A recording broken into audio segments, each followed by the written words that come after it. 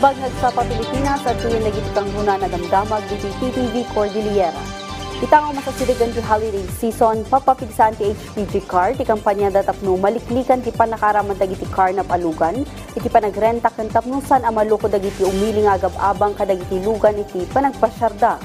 Ada report ni Christine Bornolia sa Baway. Napadasam kadin nga agrenta iti anyaman na klase ti lugan, nya dagiti nas ka nakitaan sakbay nga agrenta iti lugan, tapno maibaga alihiti mo daytoy.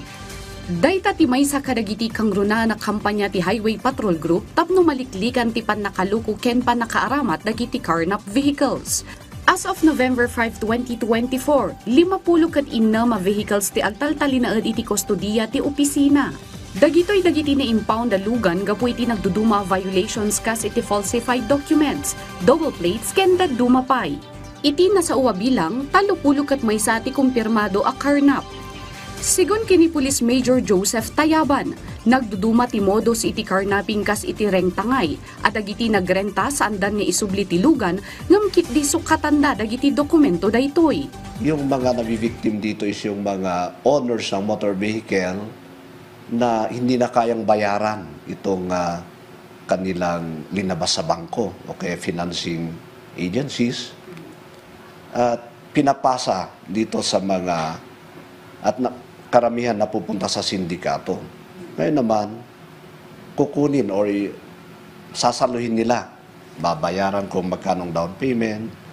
Pag nakuha na nila yung sasakyan, hindi na nila binabayaran. Karaman pa'y dagiti modus ti pasalo benta bawi, labas kasa through loan accommodation, ken labas kasa talong.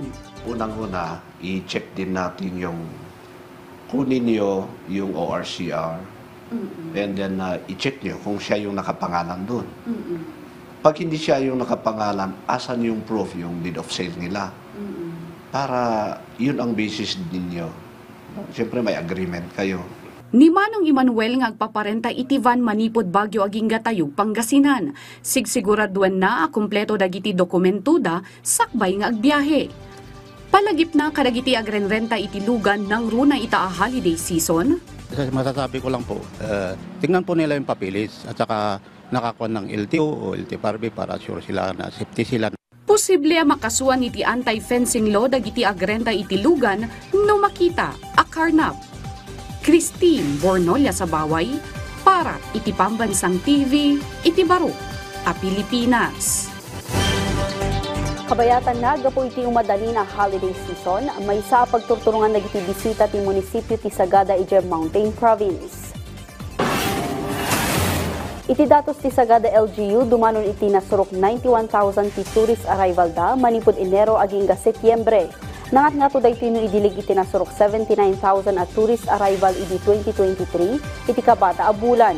Agtalak ti mayor nga umdas dagiti accommodation establishment ang mga akomodar kadagiti bisita. Sigun iti mayor dakkel a tulong daytoy para iti panagduruas ti ekonomiya ti Sagada. Kagidla dayta nagpalagip ti Department of Tourism Cordillera mainaig iti accommodation scam. Sigun iti ahensya agbalin a responsable at turista tapno maliklikan dagitoy.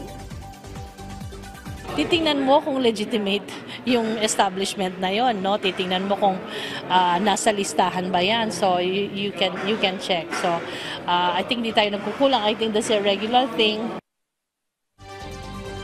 Dagita dagiti kang runa na damdamag dito PTV Cordillera, i-like, i-follow ka nag-subscribe iti social media platforms ti PTV Cordillera iti Facebook, TikTok, kan YouTube.